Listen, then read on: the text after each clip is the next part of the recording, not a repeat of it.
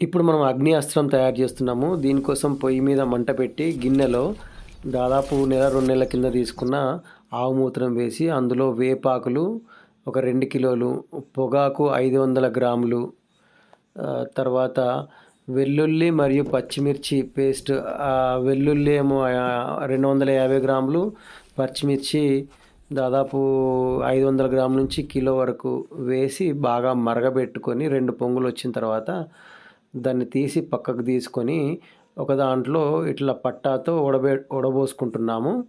వడబోసుకునే ముందు 2 రోజుల పాటు కొంచెం పులియనివ్వాలి పట్టా వేసి. తర్వాత దీన్ని మంచిగా వడపోసుకొని ఒక దాంట్లో స్టోర్ చేసుకొని పెట్టుకోవాలి. తర్వాత 20 లీటర్ల నీటిలో దాదాపు 800 ఎంఎల్ లేదా 1 లీటర్ వరకు ఇది కలిపేసుకొని అగ్ని అస్త్రం ఇట్లా స్ప్రే చేసుకోవాలి. చిన్న చిన్న గొంగళి పురుగులు, రసం పీల్చే పురుగులు, కాయ తొలిచే